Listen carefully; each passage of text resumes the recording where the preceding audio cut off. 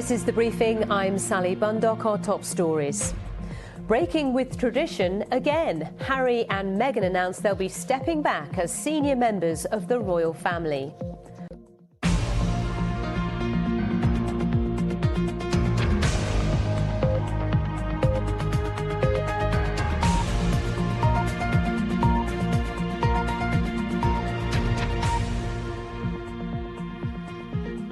A very warm welcome. This is Thursday's briefing. We're going to keep you across all you need to know in global news, in business and in sport.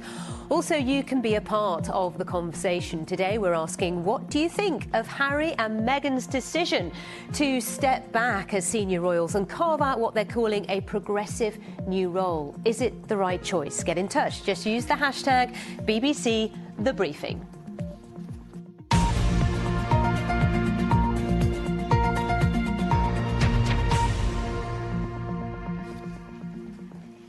So let's bring you more detail on that story right now. The Duke and Duchess of Sussex are to step back as senior royals and work to become financially independent. The personal statement from Prince Harry and Meghan was a surprise announcement, apparently made without consulting any members of the royal family, which is said to have left the family feeling hurt. The couple say they will continue fully to support the Queen, but now plan to split their time between the UK and North America. There's flash photography in this report from our royal correspondent Nicholas Witchell. Canada House in London yesterday. Harry and Meghan had just returned from their extended break in Canada. It's now clear that although they'd been discussing a new role for themselves with other members of the royal family, they did not tell senior members of the family or their officials that they were about to issue a personal statement setting out their intentions. The BBC understands Buckingham Palace is disappointed. That's unusual. In their statement, the Sussexes said, after many months of reflection and internal discussions, we have chosen to make a transition this year in starting to carve out a progressive new role within this institution. We intend to step back as senior members of the royal family and work to become financially independent while continuing to fully support Her Majesty the Queen. Quite what a progressive new role means is unclear, though the statement says they plan to balance their time between the United Kingdom and North America. The signs that the couple were unhappy with their royal life have been apparent for some months, notably during and since their tour of southern Africa, when both of them gave interviews. Harry conceded that he and his brother William were not as close as before. Just 20 months ago at their wedding in Windsor, it had all seemed to offer such promise. A young prince and his American bride. Harry and Meghan were a couple who, it was said, and as they demonstrated, could bring something fresh to the British royal family and reach sections of the population which were otherwise largely indifferent to the royals. But now, some at least of those hopes have been dashed. I think this is the most extraordinary news, but it's also very sad. I mean, Harry and Meghan are very much loved, and if we're not going to see so much of them, I think that's a real tragedy. So the Sussexes have taken the initiative. Without waiting for the approval of the Queen or the Prince of Wales, they have made their own announcement about their new life. There isn't just disappointment at the palace, there is hurt at the most senior levels of the family.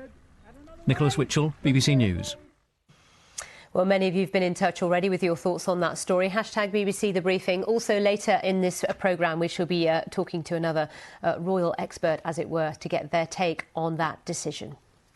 Now let's return to our top story, the decision by Harry and Meghan to step down as senior members of the royal family. Royal expert and trustee of the Royal Society of St George, this is the Queen's charity in America, Sandro Monetti, joins me now from Los Angeles to give me his take on this. Welcome to the programme, Sandro. What do you make of their choice? Meghan and Harry have torpedoed the palace. And the ripple effects have even hit here in Hollywood, where they're rolling out the red carpet for pretty much the two biggest A-listers in the world. The thing that really interested me about their statement was the talk of financial independence. Well, now, free of the rules and restrictions of royalty, they will be able to command the kind of $1 million speaking fees from corporations that the likes of ex-presidents and prime ministers get, which could be very good for their Sussex royal brand, which I think perhaps even threatens the royal family as an iconic brand. It's a huge shock and disappointing. A big shock, you say disappointing. Why do you think they made this decision?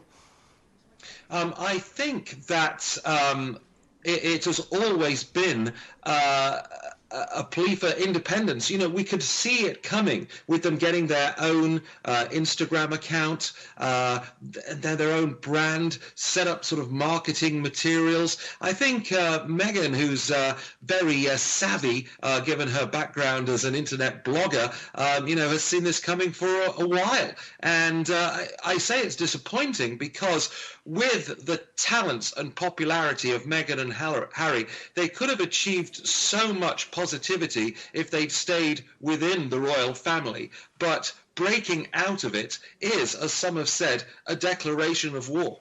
I mean, one issue that they talked about in an interview here in the UK, well, actually in Africa when they're on tour there, was the scrutiny by the media. Harry talking about his memory of what that meant for his mum and the tragedy that led to. Surely this will not reduce that focus on them, will it, this decision, do you think?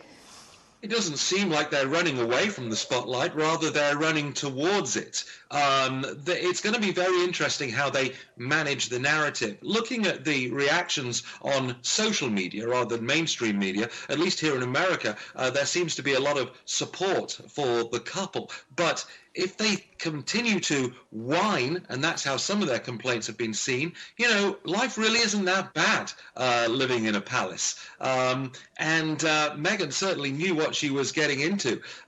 She was very much, adored universally here in America. And this decision has not gone down well 100% because I tell you, this is going to be the greatest soap opera in the months to come. All right, Sandro Monetti, thank you very much indeed. Royal expert, trustee of the Royal Society of St George, which is the Queen's charity in America. So what do you think about this? Well, you've not held back. Victoria says, what I will say is that I'm deeply saddened by Harry and Meghan's actions.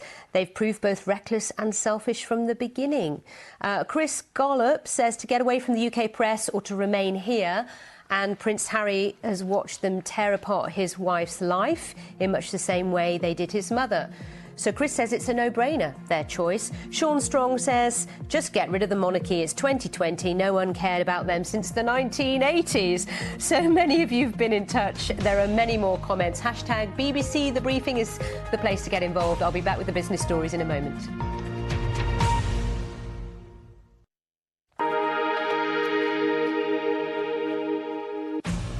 This is The Briefing. I'm Sally Bundock. Our top stories. Breaking with tradition again. Harry and Meghan announced they'll be stepping back as senior members of the royal family.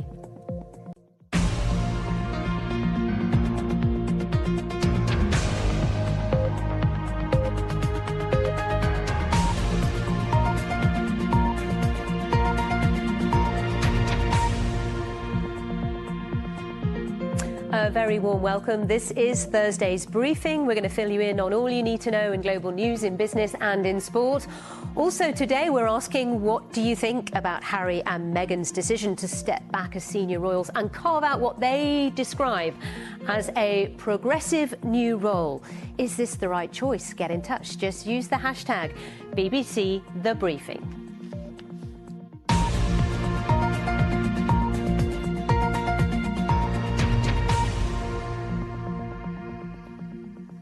So let's bring you more detail on that story. The Duke and Duchess of Sussex are to step back as senior royals and work to become financially independent.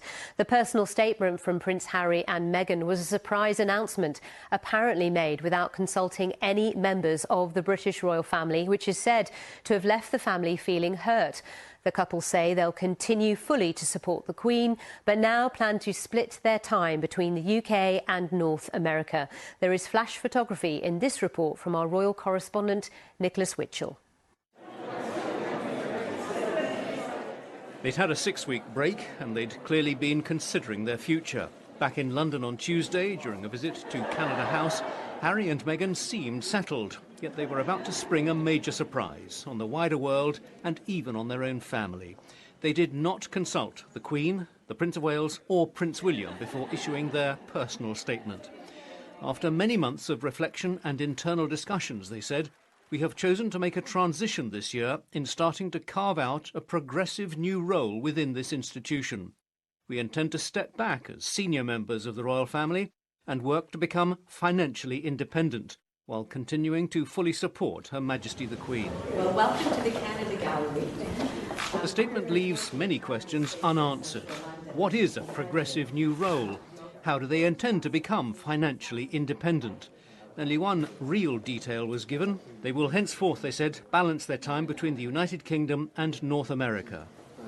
Buckingham Palace issued a terse statement saying these are complicated issues which will take time to work through, as clear an indication as there can be that the palace feels the Sussexes have not thought this through. At the same time, it was being made clear that senior members of the family, including the Queen and Harry's father and brother, felt disappointed and hurt by the way in which the Sussexes had behaved. The signs that the couple were unhappy with their royal life have been apparent for some months, notably during and since their tour of southern Africa. It's all a far cry from their wedding 20 months ago, when a British prince married his American bride. They brought a freshness to the royal family and seemed to engage with a new audience. Now, some at least of those hopes have been dashed.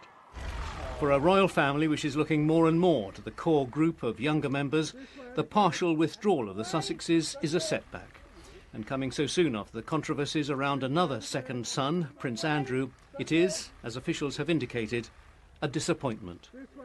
Nicholas Witchell, BBC News. And shortly we'll be live to Buckingham Palace for more detail on that story.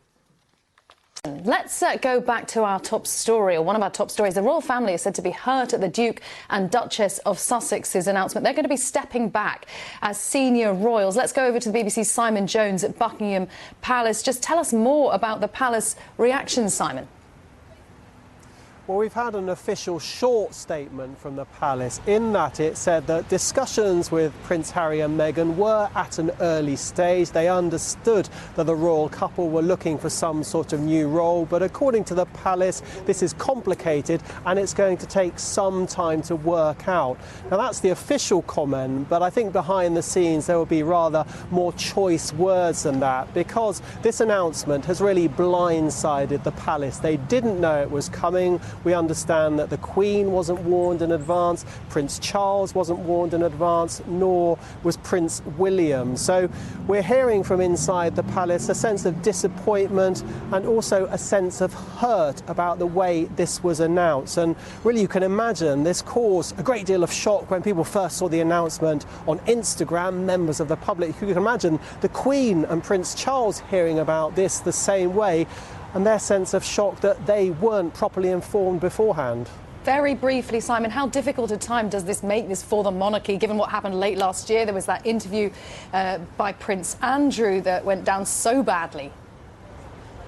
I think it's fair to say these are very difficult times for the royal family, because in the past, when we've had difficult times, the family has really come together. They've united, they've tried to paper over the cracks. But what we've seen here is some real divisions laid bare between Prince Harry and Meghan on one side and other senior royals on the other side, really played out in the open, which is pretty much unprecedented. Simon, thank you very much. Simon Jones at Buckingham Palace. Stay with us on BBC World News. We'll be discussing this more in the next few minutes with a Royal Watcher. Now, let's talk to Edward Wang. He is a royal commentator. He joins me from Vancouver. Edward Wang, thank you very much for being with us. The couple have only just been in Canada. What's been the reaction, first of all, there where you are? Well, you know, today was an unfortunate day to make such an announcement regarding possibly relocating to Canada, given some of the more tragic news that we've heard in Canada. However, Prince Harry and Meghan, the Duke and Duchess of Sussex, have a lot of goodwill here with Canadians. The Duchess had lived in Canada for over 7 years when she was filming Suits. Prince Harry has a lot of goodwill, as his mother, the Princess of Wales, was very popular here in Canada. So I think the move for them to relocate here, at least for part of the year, has a bit of a positive feeling towards that. Right, and you can see the contrast really with how the reaction is here in the UK. I mean, why? Having watched them for a while now, I mean, why do you think they have come to this decision now and decided to announce it in the way that they have? Because that has taken many people aback. It has been, and it's not too unexpected, given that 2019 was quite a terrible year for the Sussexes, to be honest. They had terrible relations with the media, their own lawsuits against certain of the media as well, and their airing out of certain disputes with certain other members in the royal family. However, it is still quite a shock for a senior member of the royal family and his wife to take a step back in this way and to relocate to another part of the Commonwealth. I think the last time a senior member of the royal family lived for an extended period of time in Canada was in the 70s when Prince Andrew attended school here for 6 months. And the time before that was during the Second World War, when Princess Alice, one of Queen Victoria's granddaughters, was the wife of the Governor-General. Right. You talked about the media and their disputes with the media. They're even taking legal action against certain sections of the media here. How different would life be in Canada for the couple? Is the scrutiny any less intense in Canada by the press, the tabloid press as such? I think it definitely is. The tabloid press in Canada is not as fervent as those in the United Kingdom. And even compared to the ones in the United States, the American tabloids are not as fervent as the British ones, and the Canadian tabloids are even less than that. So I think once they do relocate to Canada, at least for part of the year, they might feel more comfortable here, and the press is traditionally been less intrusive and more respectful of the establishment. Edward Wang, we appreciate your time. We appreciate you staying up late to talk to us there from Vancouver. Thank you very much, Canadian lawyer and royal commentator. The royal family are understood to be disappointed and hurt by the announcement that the Duke and Duchess of Sussex will step back from their current roles and work to become financially independent. In an unexpected statement, Prince Harry and Meghan said they'd made the decision after many months of reflection. Our royal correspondent, Nicholas Witchell, sent this report, a warning there is flash photography. They'd had a 6-week break and they'd clearly been considering their future. Back in London on Tuesday, during a visit to Canada House, Harry and Meghan seemed settled, yet they were about to spring a major surprise on the wider world and even on their own family. They did not consult the Queen, the Prince of Wales or Prince William before issuing their personal statement. After many months of reflection and internal discussions, they said, we have chosen to make a transition this year in starting to carve out a progressive new role within this institution. We intend to step back as senior members of the royal family and work to become financially independent while continuing to fully support Her Majesty the Queen. Well, welcome to the Canada Gallery. The statement leaves many questions unanswered. What is a progressive new role? How do they intend to become financially independent? Only one real detail was given. They will henceforth, they said, balance their time between the United Kingdom and North America. Buckingham Palace issued a terse statement saying these are complicated issues which will take time to work through, as clear an indication as there can be that the palace feels the Sussexes have not thought this through. At the same time, it was being made clear that senior members of the family, including the Queen and Harry's father and brother, felt disappointed and hurt by the way in which the Sussexes had behaved. The signs that the couple were unhappy with their royal life have been apparent for some months, notably during and since their tour of southern Africa. It's all a far cry from their wedding 20 months ago, when a British prince married his American bride. They brought a freshness to the royal family and seemed to engage with a new audience. Now, some at least of those hopes have been dashed. For a royal family which is looking more and more to the core group of younger members, the partial withdrawal of the Sussexes is a setback. And coming so soon after the controversies around another second son, Prince Andrew, it is, as officials have indicated, a disappointment. Nicholas Witchell, BBC News. Our correspondent Simon Jones is at Buckingham Palace and told me more about the royal family's reaction to this unexpected news. We've had an official short statement from the palace. In that it said that discussions with Prince Harry and Meghan were at an early stage. They understood that the royal couple were looking for some sort of new role, but according to the palace, this is complicated and it's going to take some time to work out. Now that's the official comment, but I think behind the scenes there will be rather more choice words than that, because this announcement has really blindsided the palace. They didn't know it was coming. We understand that the Queen wasn't warned in advance, Prince Charles wasn't warned in advance, nor was Prince William. So we're hearing from inside the palace a sense of disappointment and also a sense of hurt about the way this was announced. And really you can imagine this caused a great deal of shock when people first saw the announcement on Instagram, members of the public. You can imagine the Queen and Prince Charles hearing about this the same way, and their sense of shock that they weren't properly informed beforehand. Very briefly, Simon, how difficult a time does this make this for the monarchy, given what happened late last year? There was that interview by Prince Andrew that went down so badly.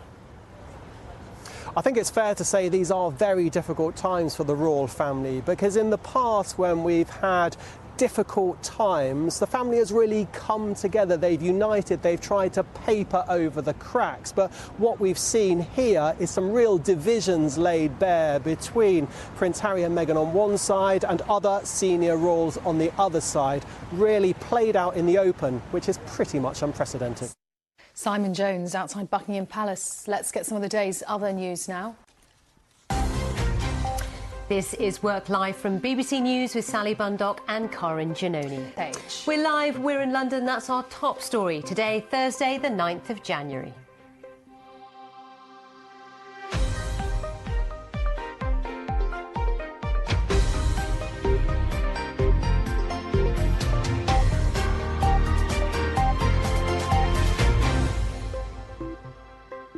Also, a work-life decision. Prince Harry and Meghan plan to step back as senior royals and become financially independent. But can they really change their work-life balance? To make a work-life choice, we want to know, is it the right one? Have you made a tough choice and put personal happiness ahead of duty? Let us know. Just use the hashtag BBC WorkLife.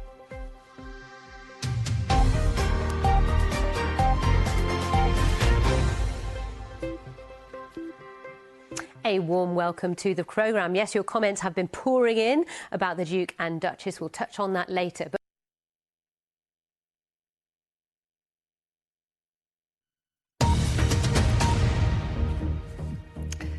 Hello, I'm Corinne Giannoni with a summary of the BBC World News.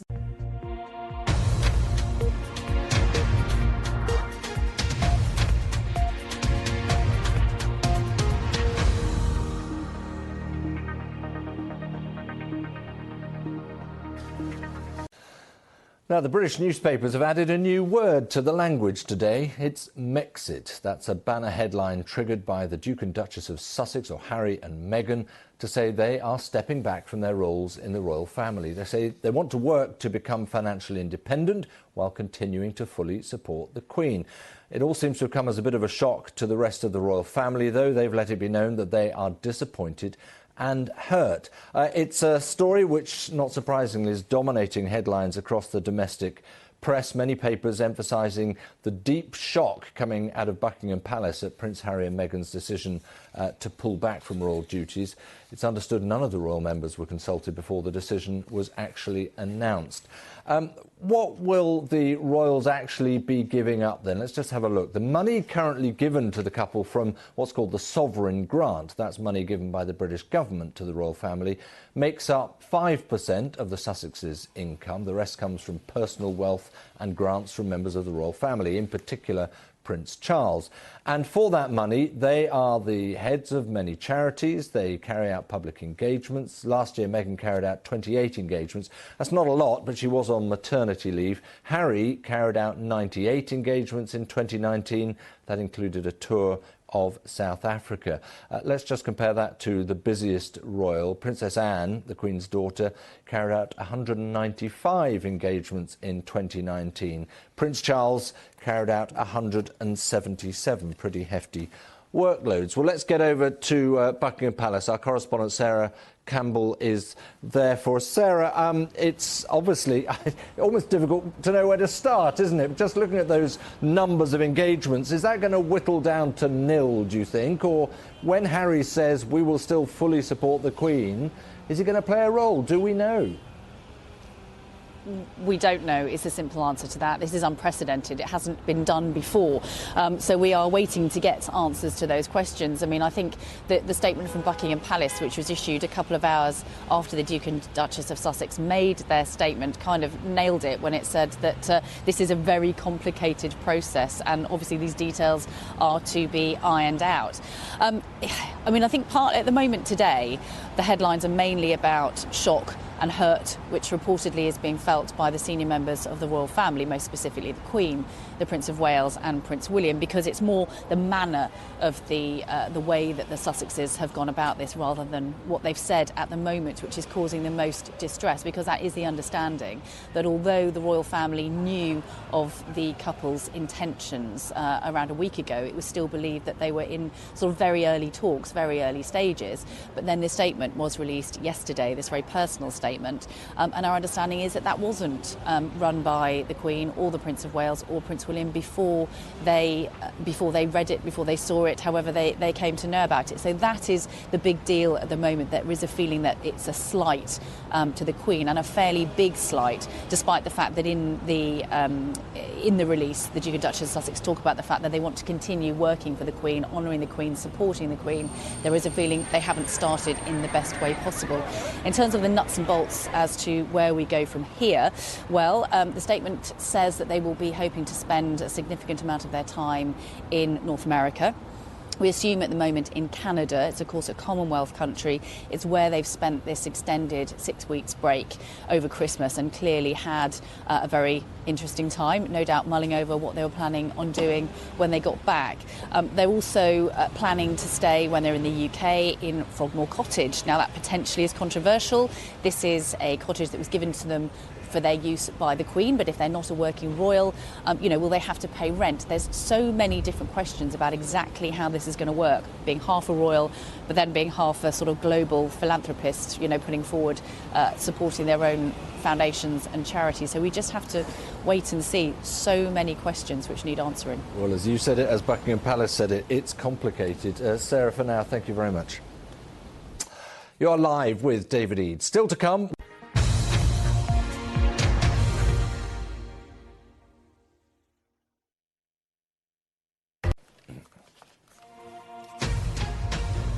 You're live with David Eads on BBC World News. Deep shock and disappointment. Buckingham Palace's reaction to Prince Harry and Meghan's decision to withdraw from royal duties.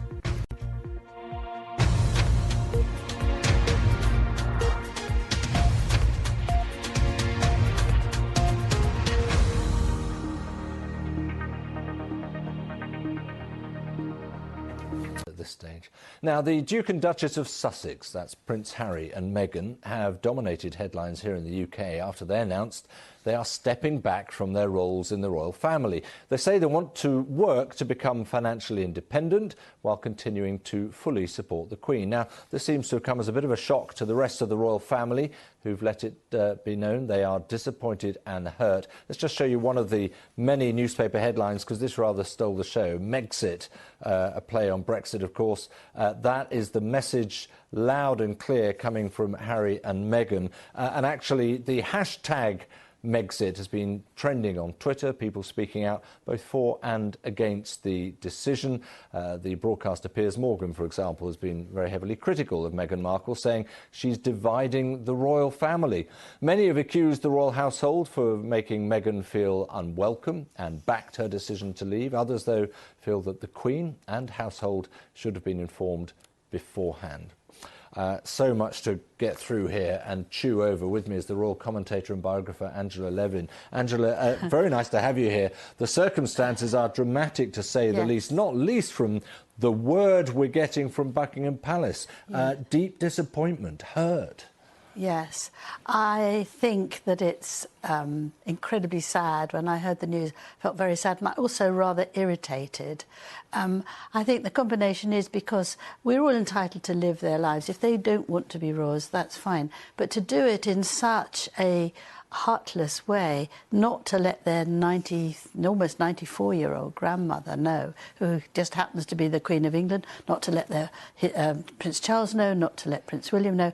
I mean, that is bad manners. The message, right? The message from the other side is that they've been trying to get something out, and that the Buckingham Palace has been dragging its heels. I mean, we never quite know exactly what the situation is. Well, I think it's more important that you hang on a week or two. I mean, you don't have to leave the minute you say so. These are very complicated negotiations. I don't see how that they can live abroad and also do their duty to the Queen and the patronages. That makes absolutely no sense to me. So, you know, they're grown-ups. They're not children stamping their feet and say, I'm going now, or teenagers, rather. This needs to be thoroughly done so that the royal family isn't affected, and nor them, you know. Well, let's see Very poor judgment. Let's see how they might be affected. What are they actually going to give up? Let's have a look at this. The money currently given to the couple from what's called the sovereign grant, that's the money given by the British government to the royal family, makes up 5% of the Sussex's income, just 5%. The rest comes from personal wealth and grants from members of the royal family. Above all, that means from Prince Charles's estate. And for that money, they are heading up many charities. They carry out public engagements. Last year, just on the numbers there, Meghan carried out 28 engagements. She was on maternity leave for a lot of the year, of course. Harry carried out 98 engagements in 2019, which included a tour of South Africa. Let's just have a look at the busiest royal. That was Princess Anne, the Queen's daughter. She carried out 195 engagements. Prince Charles carried out 177. Angela, that's a picture there of how committed they are in terms of have been. And I should just say also the Sussex Royal website, so that's Harry and Meghan's website, have updated its own funding page to answer a few of the questions raised about how all this is going to work and how they're going to make ends meet. I mean, possibly not the best phrase, make ends meet, from where they're coming from. But if you have very high spending, it doesn't matter if you're even a millionaire. It can be quite tough. Harry also inherited 20 million from his mother and 7 million from his grandmother, so the great-grandmother. So that's it's not a bad starting point, is it? But and they're not able to raise any money, of course, financially themselves. They can't have a job as long as they Well, this is what they seem to want. Meghan wants to go take a new path. I mean, maybe she'll go back to acting and earn a vast amount in a film as a star. If they've got 100 things like sweatshirts and jumpers and pyjamas that they are putting their name on, and that seems to be too commercial to me. The royal family doesn't do commercial things on the basis of their title. That's very, very frowned upon. And I'm not sure what Prince Harry will do. I mean, he can do his engagements, but there won't be that many in Canada or America. I mean, notice that they said they want to live in North America. That includes New York and all that. So it's going to be very tough. And will money be taken away from them because they're not doing the engagements they should? Very complicated. You better keep on the right side of Prince Charles, I would think, at this point. Angela, we've got to leave it there, but I'm sure we'll be talking more. Thank you very much indeed. You're live with David Eads on BBC World News. Also, deep shock and disappointment. Buckingham Palace's reaction to Prince Harry and Meghan's decision to withdraw from royal duties.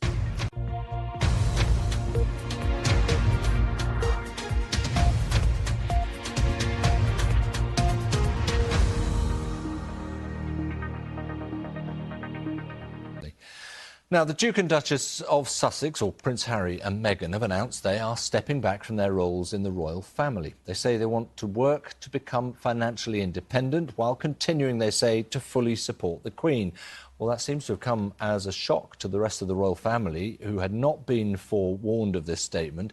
The hashtag Megxit, that's Brexit but for Meghan, has been trending on Twitter, with people speaking out both for and against the decision. Let's give you a flavour of that. The broadcaster Piers Morgan, for example, heavily critical of Meghan Markle, saying she's dividing the royal family. Others have accused the royal household for making Meghan feel unwelcome and backed her decision to leave. Others feel the Queen and household should have been informed beforehand. Nicholas Witchell has this report. They'd had a 6-week break and they'd clearly been considering their future. Back in London on Tuesday, during a visit to Canada House, Harry and Meghan seemed settled, yet they were about to spring a major surprise on the wider world and even on their own family. They did not consult the Queen, the Prince of Wales or Prince William before issuing their personal statement.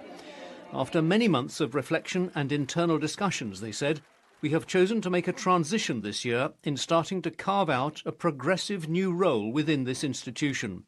We intend to step back as senior members of the royal family and work to become financially independent while continuing to fully support Her Majesty the Queen." Well, welcome to the Canada Gallery.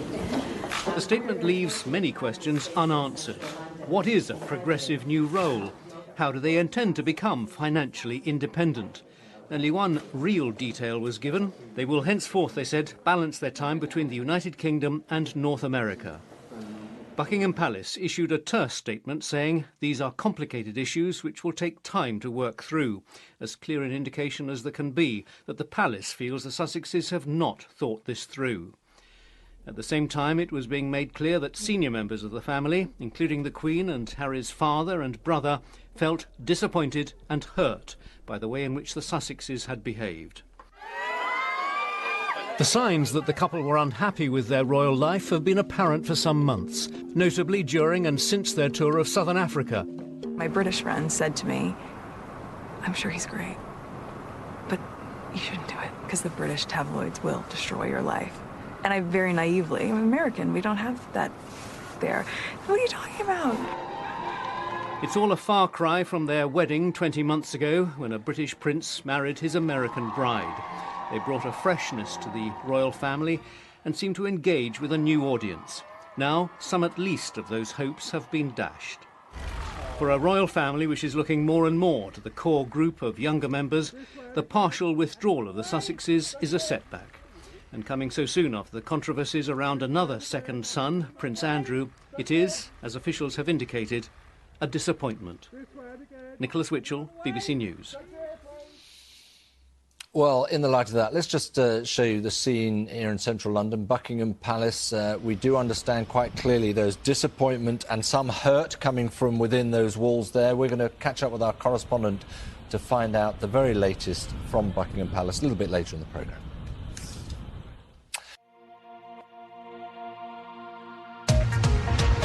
You're live with David Eads.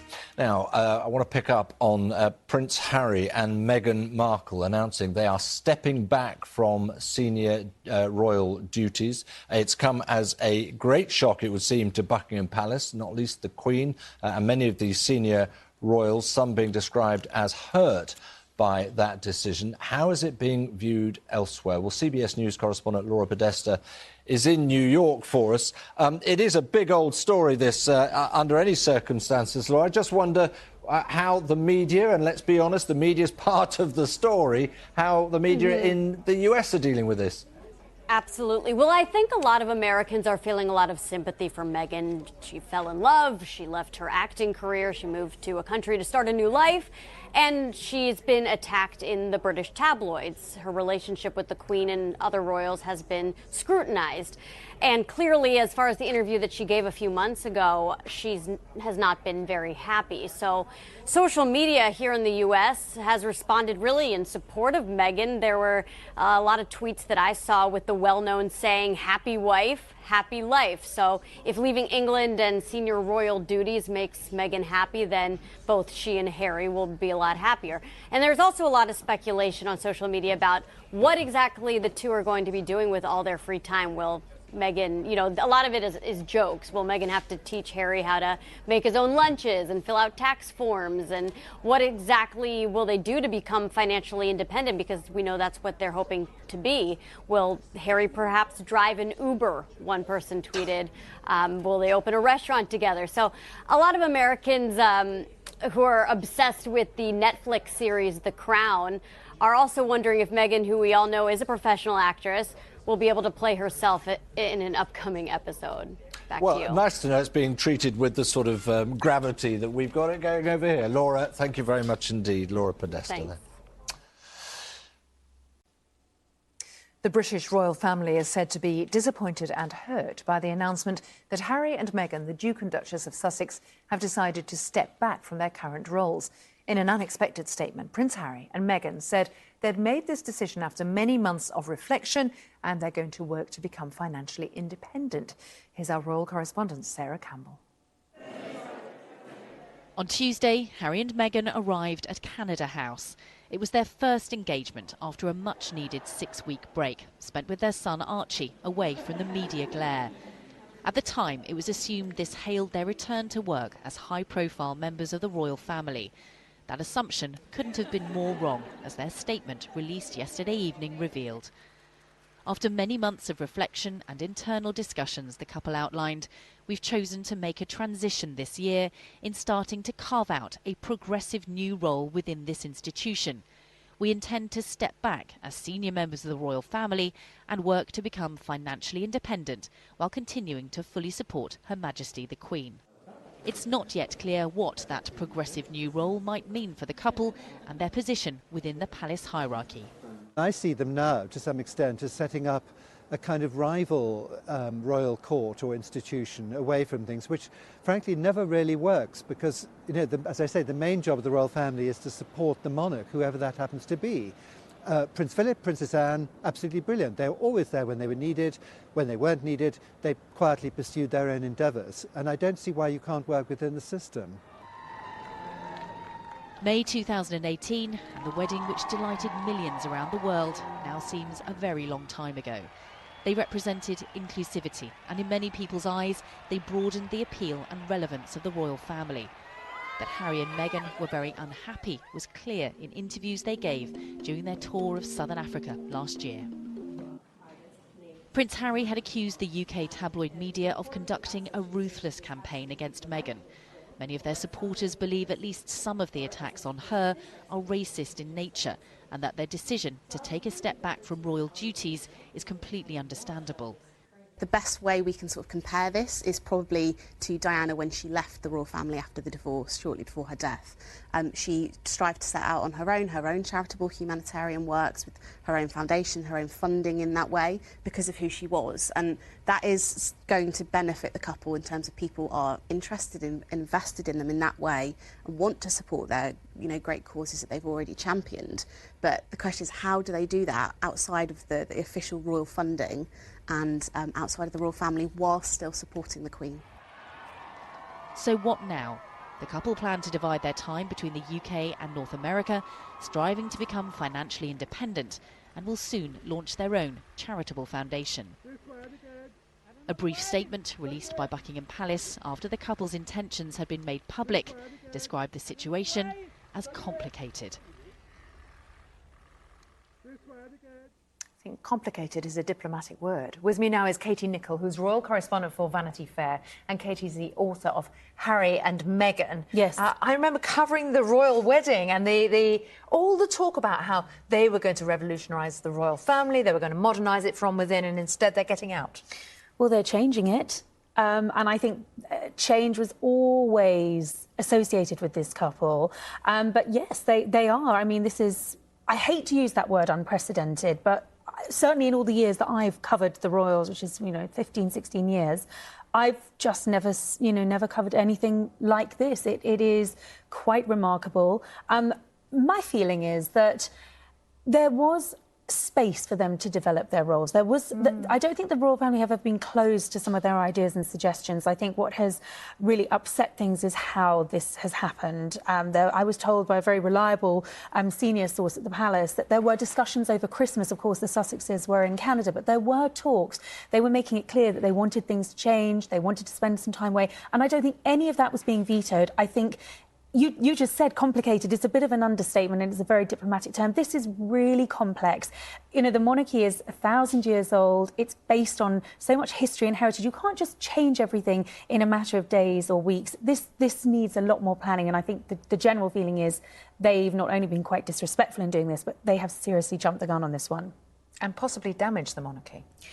Well, there is the potential for great damage. And, you know, when you think about the Prince of Wales, obviously forward planning has to be a part of the monarchy. You know, it was always my understanding that while Charles wanted a streamlined monarchy, the Cambridges, obviously the Duchess of Cornwall, the Sussexes were always going to be a part of that. And if you look at the number of engagements that they carry out, you know, they're not work shy. They're many things, but you cannot knock them for being lazy. And they carried out an awful lot of work. So it does put a huge burden on the monarchy in terms of moving forwards now, and in terms of its reputation, off the back of a difficult year, I think it causes huge damage. And what about the progressive new role they want? Because in order to get the kind of attention they want, they'll have to maintain their popularity, but some of that is because they're royal. Absolutely, and that just seems to be the whole oxymoron in all of this. You know, they want to hold on to their titles, and yet they want to step back from being senior royals. I know they clearly are yearning for a life away from the spotlight, and I think a lot of people are very sympathetic to that. But if they want to change the world and do all of this work, then they're going to need that spotlight. And the problem is, you know, it's very difficult to dip in and out, and I think there is a general feeling that you cannot have your cake and eat it. It's all about compromise. And also, you do have to work with the media if you're selling a message, even if it's a message about changing the world for good. Absolutely. I mean, you know, I know that they don't like the British media. I mean, you know, they're cutting themselves off from the royal rota. That is unprecedented.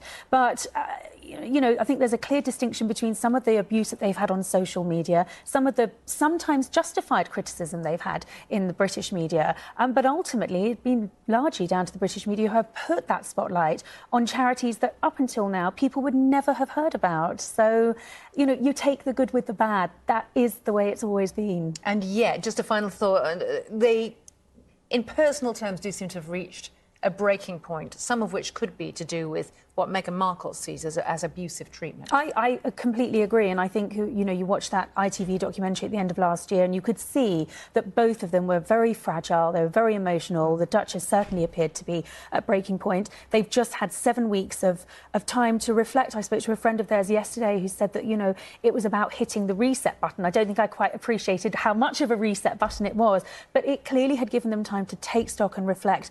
But this is a dramatic decision, and one that you just feel perhaps hasn't properly been thought out. It feels a bit more like a nuclear button in terms of the monarchy. I'd say nuclear. Yeah. Katie, thank you very much for coming in. Thank you.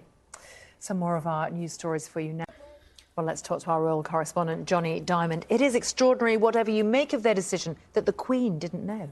Absolutely astonishing. I mean, not only because she's his grandmother, but also because she's the Queen. She runs she's the head of the family. Firm. She is the head of the firm. Exactly that. And immediately it raises questions about the kinds of plans that they've made and what, if any, coordination there's been with the rest of the palace. I mean, 3 times in their personal statement, the one they issued yesterday when they made their plans clear, they pledged, you know, loyalty to the Queen. They said how they look forward to serving the Queen and doing duties for the Queen.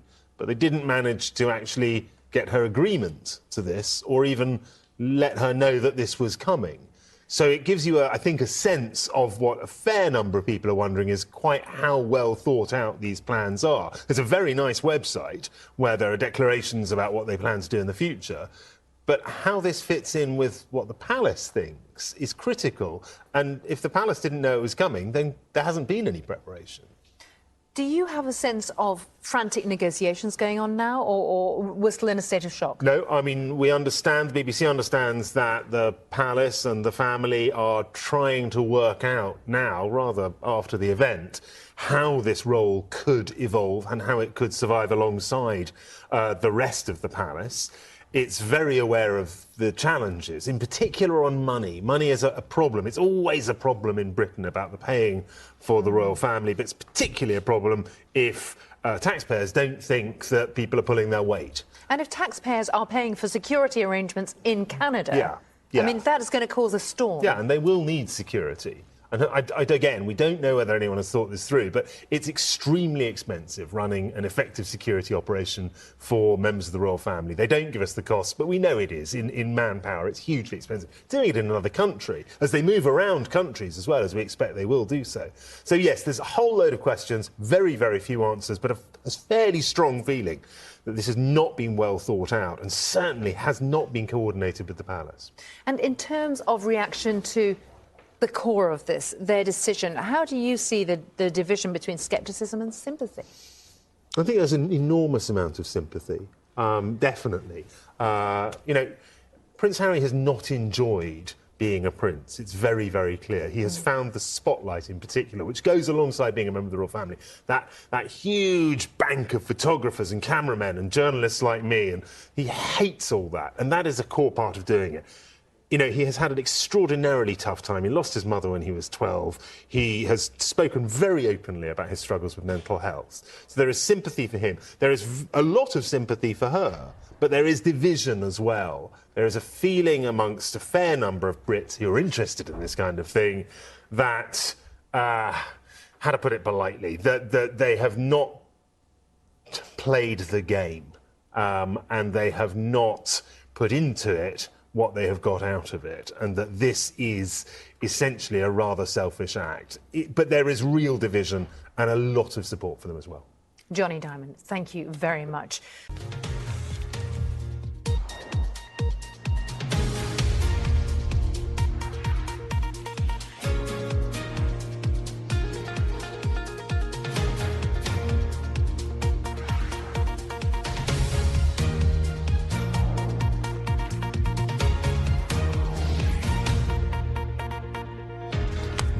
Hey, good morning, America. Evening, Asia. Hello, world. Welcome to the program. A royal bombshell. I'm sure you've heard of it. Harry and Meghan ditched their royal duties. The news has set Twitter sphere alight, and it certainly upset the royal palace. Now, Harry and Meghan announced their move on their Instagram page, aiming to be members of the royal family with financial independence. Now, in stepping back as senior royals, they will no longer receive funding, one would imagine anyway, from the sovereign grant. Meghan's net worth, it's estimated to be around $5 million, thanks to her work on the TV show Suits and obviously previous acting jobs. Harry's, well, it varies between $25 and $40 million. But just a snip on the $88 billion figure that Forbes Brand Finance put on the royal family's net worth. That's when you add up the Crown's concrete assets, such as the Crown jewels, that is. Nearly slipped there. As well as the family brand's value and impact and other less tangible contributions.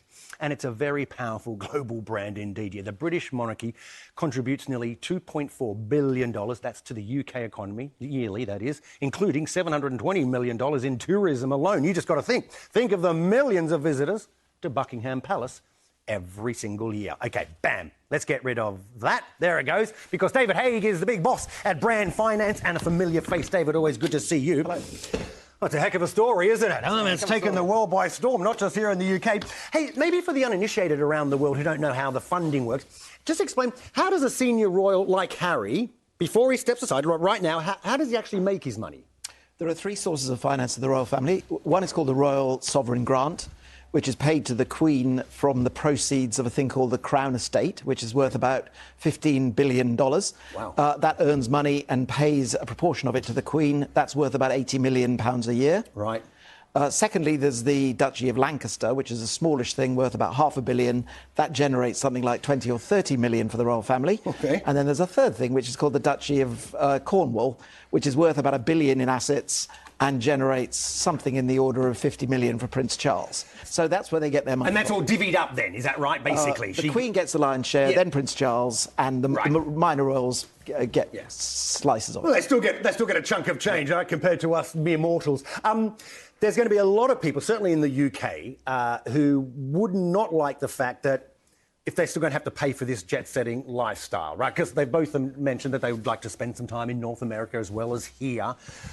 That's planes, security. You know, who pays for that? There are an awful lot of costs that they seem to say they want to continue. So the security, the travel and so on. The difficulty is, I think, because it's hit everybody so suddenly, there's been an immediate adverse reaction. One of the things you could say is that if it's handled the right way, it won't necessarily be damaging. You know, it is possible that they could step back and be great ambassadors, but it's not playing out the right way at the moment. And well, no, it's not. And being apparently the Queen's liver. That's what we've heard. Yeah. But you mentioned ambassadors. I'm just wondering if they do what they say they're going to do.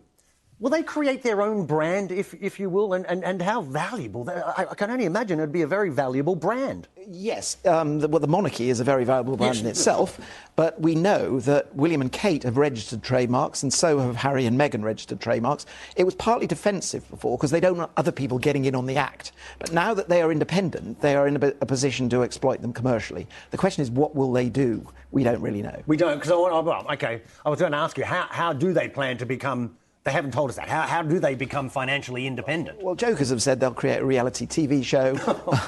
You know, they'll have lines of clothes, they'll have lines of perfume and who knows what. That is always possible, but we don't know yet.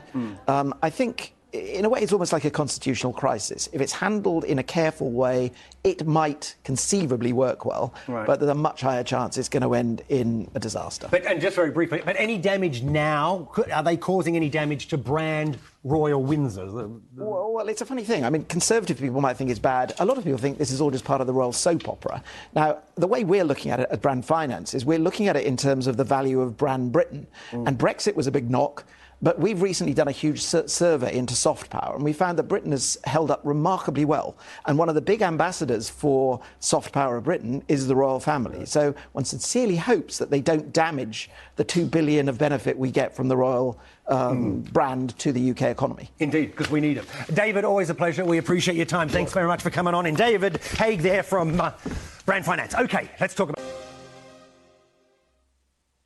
Now, the British royal family is said to be disappointed and hurt by the announcement that Harry and Meghan, the Duke and Duchess of Sussex, have decided to step back from their current roles. In an unexpected statement, they said they'd made the decision after many months of reflection and their work to become financially independent. Sarah Campbell has more. On Tuesday, Harry and Meghan arrived at Canada House. It was their first engagement after a much-needed 6-week break, spent with their son Archie, away from the media glare. At the time, it was assumed this hailed their return to work as high-profile members of the royal family. That assumption couldn't have been more wrong, as their statement released yesterday evening revealed. After many months of reflection and internal discussions, the couple outlined, we've chosen to make a transition this year in starting to carve out a progressive new role within this institution. We intend to step back as senior members of the royal family and work to become financially independent while continuing to fully support Her Majesty the Queen. It's not yet clear what that progressive new role might mean for the couple and their position within the palace hierarchy.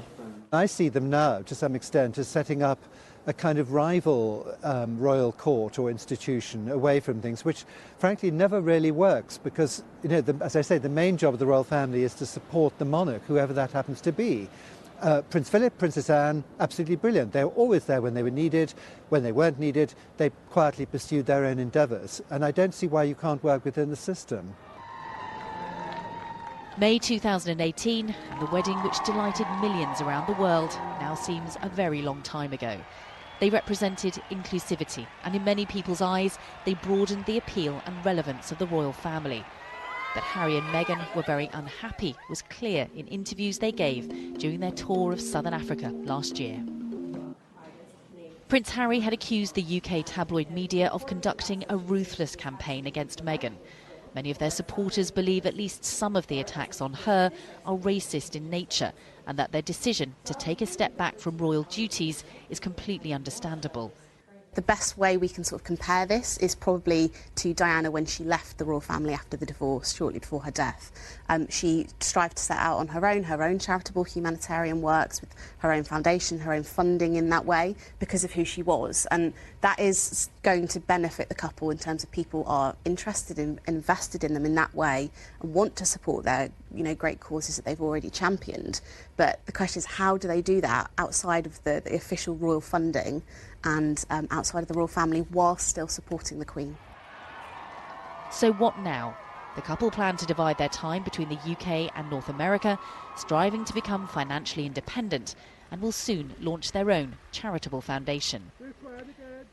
A brief statement released by Buckingham Palace after the couple's intentions had been made public described the situation as complicated.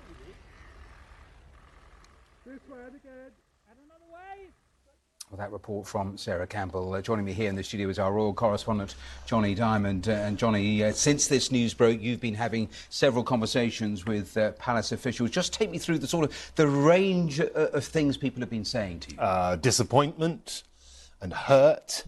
A very clear message that the palace was not informed, that senior members of the royal family weren't informed. There is a great deal of upset in the palace about the way this has been done and about the content of the statement and the website. Essentially, the rules have been ripped up, and this is a declaration of independence by the Duke and Duchess, by Harry and Meghan. It throws up all manner of questions, so many questions in terms of how this will work going forward or not work. Yeah. I mean, immediately. And you can see some of the contradictions very, very quickly. 3 times in their personal statement, they say how they want to serve the Queen. That'll be the same Queen that they couldn't quite get in touch with to show the statement to. There's questions about money. They want to earn a living, they say. But there are hundreds of conflicts of interest between being a member of the royal family, which they want to retain, and going out and getting a day job. There's talk about working on royal duties, but that would mean liaising with a palace, and they haven't even talked to the palace about this plan. So there's endless questions, a fair number of contradictions, and I think a fairly strong feeling amongst commentators and people looking at it that this has not been particularly well thought through. This is a set of aspirations. There were a few clues in the last few months, and there were initial conversations going on, very, very initial conversations. Do we get the impression, though, that perhaps because of the elongated nature, potentially, of them, that this couple simply thought, we've, in a sense, got to get out now? Yeah, maybe. Maybe it was that. Maybe it was a leak as well that went into one of Britain's most popular newspapers on Wednesday that had a good chunk of the plans of the Duke and Duchess in it. Maybe it was also about coming back from 6 weeks in Canada, having perhaps made these plans and set some of them up and thought, we just want to get this done. They have always had a pretty unconventional media strategy, to say the least.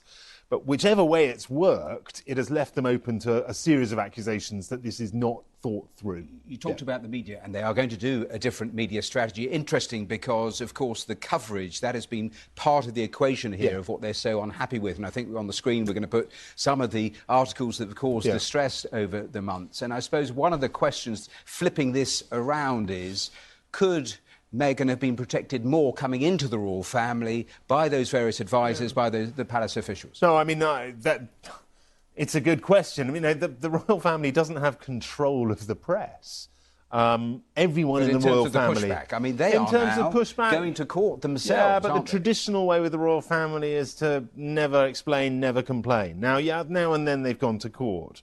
It's very difficult to go to court over comment issues, and there has been I won't call it a campaign because I don't necessarily think it's coordinated, but there have been dozens of articles loaded with vitriol, especially towards Meghan, but towards the couple as well. I mean, it's been astonishing to read.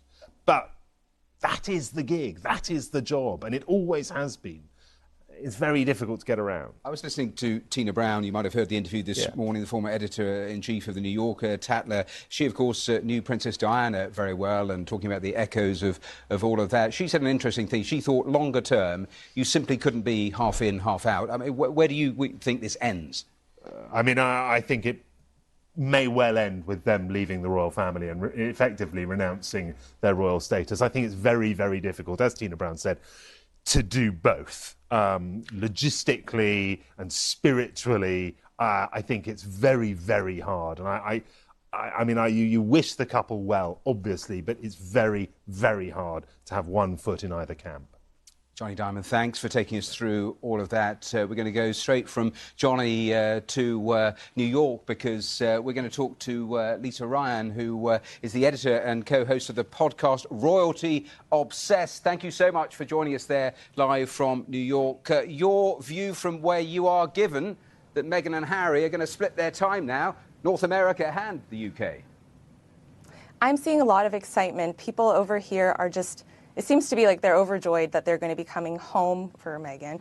And a lot of people are curious as to whether they're going to be going to Canada, where she filmed Suits and where they just spent their lovely holiday, or if they're going to be going to Los Angeles. So I'm seeing a lot of excitement, especially online, a lot of tweets being like, she's coming home, she's coming back, and everyone just seems really, really enthusiastic about it. I was just talking to our royal correspondent, Johnny Diamond, about some of the negative publicity, the media coverage they have here in the UK that has so distressed the couple. I mean, in terms of their move, they're going to spend half the year in North America. Is it going to be any different there with your tabloids, your paparazzi? Well, of course, there's still celebrity coverage. There's still tabloids over here. So they're going to still be covered extensively. People are so fascinated by them. They're so interesting. So there's a huge interest about them.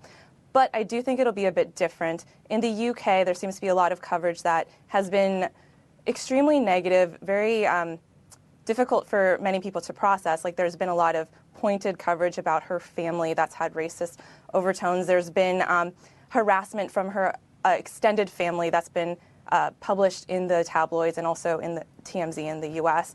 And there's just been a lot of very bizarre reports, like negative takes on her work ethic for it being too good and her waking up too early and being too excited about sending emails. So it's just been a little bit strange for us to kind of comprehend this coverage over here. So I think there'll still be coverage, but they'll have a little bit more room to relax. For instance, when they were just in Canada, they had 6 weeks where they were fairly uninterrupted. People didn't even know that they were there until the news eventually broke. And it seems like they were generally left alone. So my hope and my assumption is that they'll be able to fly under the radar a little bit more over here. So do you think, in a sense, it's a gain for you there and a loss perhaps for the UK and the modern side of the royal family? I think people are excited for them to come back. They're really fascinating people. They've done such amazing charity work, and I think you've probably seen online they have a really huge loyal following where they've inspired all these grassroots movements, from people donating to different charities around the time of Archie's arrival to a grassroots effort to plant trees in support of their conservation work. So I think people are quite excited, and I think they're going to do great things over here, and I think that it's going to be very interesting to watch it all unfold. Lisa Ryan, I know you rushed in to get there to our studios in New York. Thank you so much for joining us here on the programme. Do stay with us, because later on today's Global, we'll be talking to a royal historian who's compared Harry and Meghan's move to the abdication of Edward with Wallis Simpson. So that interview is coming up here in about half an hour's time. Also coming up on today's programme,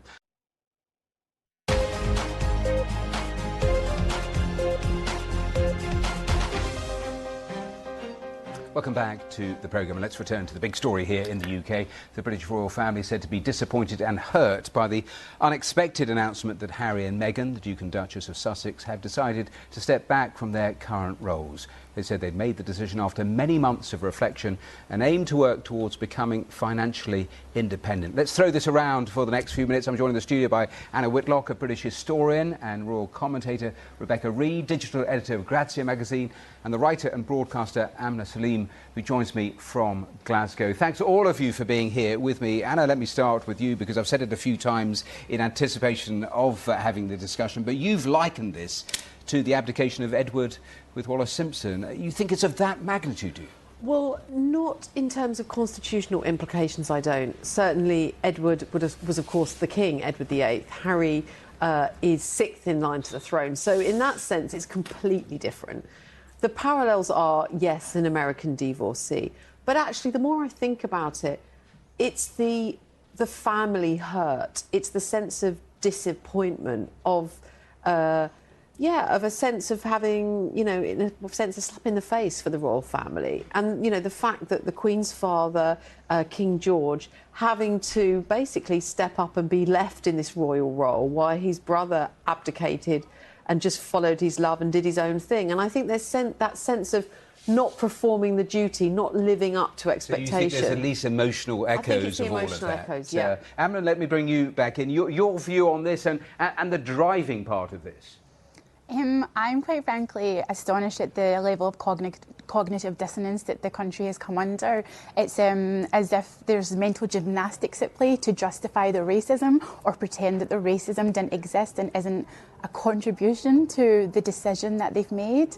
And also, I feel like two human beings not being allowed to run their own life shows exactly how outdated the royal family and the whole institution is, in my opinion, of course. We're seeing on our screens as you speak some of the press over the months they've had, or a whole variety of stories that Meghan Markle has come under attack. You make the point about race and that being a central part of what's caused this decision and led up to it. In what way do you think it has underpinned it? Well, if you look at the parallels, how Kate Middleton and Meghan Markle have been treated, I think you'll see that the contrast is doesn't really it's not great.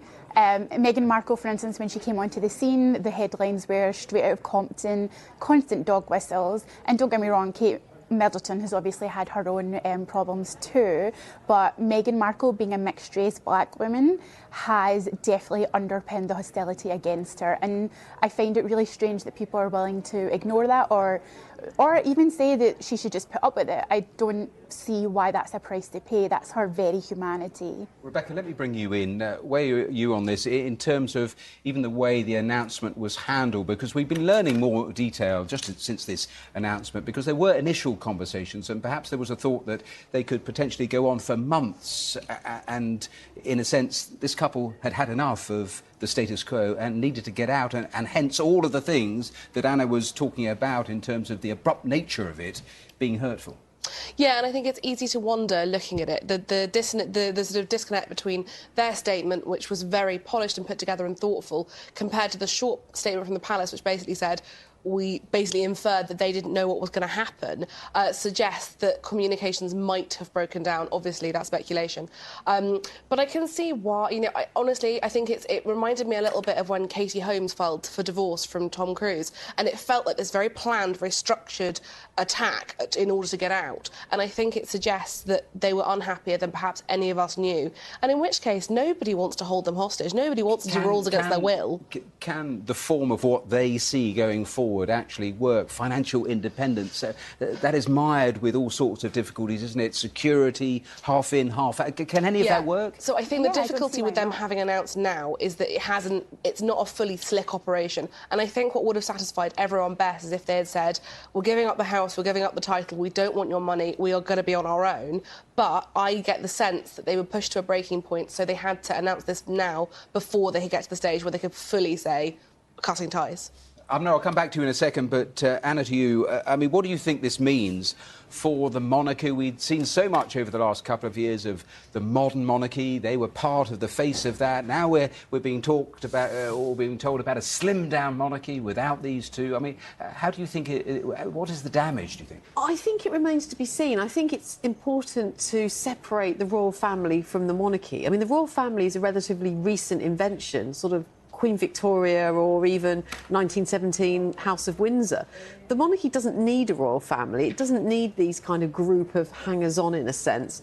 And I think in recent months we've actually seen the focus in portraits and in media footage of the Queen and the next three kings, Charles, William and George. That's the future. But I also think that perhaps not enough attention has been placed on the line in that statement when Harry and Meghan say they want to forge a progressive role within the institution. So actually, perhaps they're saying, look, in the future, people are going to say, what's your role, what's your function? I suppose the obvious question is, will they be able to do that? Is that, that may be the intention, but can they actually pull it off in practice? I'm going to bring in Amna back in, because I know you were trying to get in. What was the point you were trying to make? I think it's basically, I don't see why not. The royal family and Britain itself continue to modernise and progress, so I'm sure it is complicated and will take a while to figure out, but I don't see why that's a bad thing. If you think about it, we went into Brexit with the same kind of attitude, so if we're going to let that go, then we should really give Meghan and Harry a chance. A final brief thought from Rebecca. Of course, we have those court cases coming up, in terms of against a couple of the tabloids here, Prince Harry also bringing his own case. I mean, is this likely to actually get much worse in terms of the battles we've seen? I have a feeling they're going to be getting a really, really rough time because they have rattled the press's cage, and ironically, because we're all here, but some journalists are very angry and very hurt and very resentful, and I do slightly fear for them. I think they are going to get a very rough time in the court of public opinion, and I hope that they're all right. 10 seconds, Anna. I think that's probably right. I think we're going to see actually a generational split here. I think that younger people might say, good on them, why shouldn't they do this? Older people, I think, will say, your poor granny, Harry, what have you done? The boss of the firm has been neglected and ignored here, and that's pretty a cardinal sin as far as they're concerned. Well, listen, we're out of time, but thank you so much, all of you, for your time. Joining me here on the programme, Anna Whitlock, Rebecca Reid and Amna Salim. We're going to take a short break. I'm back with all the headlines, the latest on that plane crash, certainly leading our bulletins. Join me in just a moment.